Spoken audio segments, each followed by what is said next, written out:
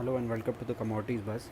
Over the last week, we've seen immense volatility coming into the commodities complex, primarily because of choppiness in the USD INR pair, as well as some data points released from the US and China.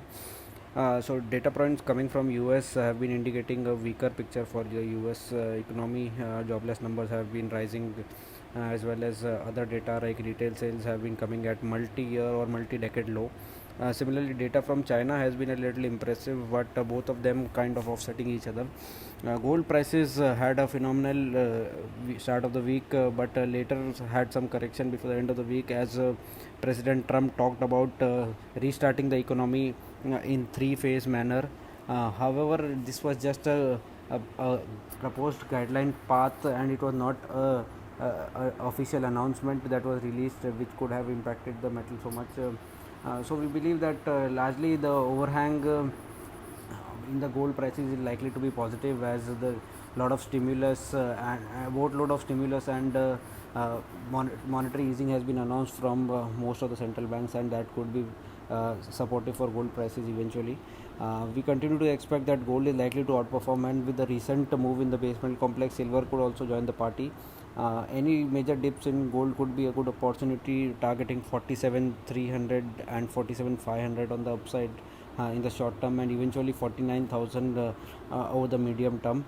And for silver, any major decisive break above 45,500 could be taking prices towards 47,000 and 49,000 in the near term. Crude oil prices were on the negative trajectory, and even after OPEC Plus and US deciding to cut production by 20 million barrels, it has not impressed the market much. We are seeing a healthy correction in crude continuing, and prices have slid to as low as $15 for the May contract of NYMEX. It is very the May to June rollover is around $8 or probably in above 55%, which is kind of very heavy, and it's not fundamentally very justifiable to roll over crude at this point in time.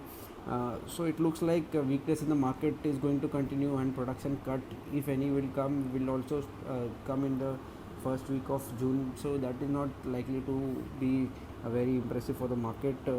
We believe that crude oil prices are likely to be under pressure, and the June contract could also come under pressure and could slide below $20 and eventually to $17 also.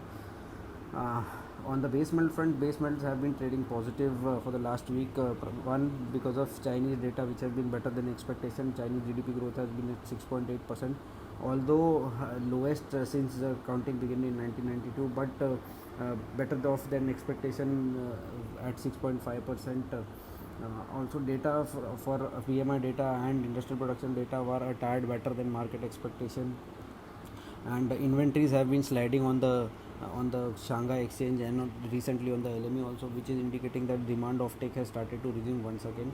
A lot of production cuts have been announced by leading smelters, leading miners, and that could kind of provide a floor to the beaten down prices.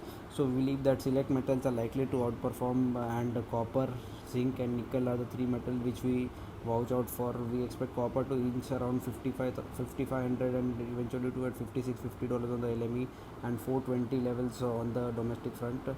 Nickel also looks attractive to head towards 970 levels on the domestic front, while zinc could inch towards 180 one level 170 levels in the medium term perspective. That's all from the Commodities Bus. Thank you.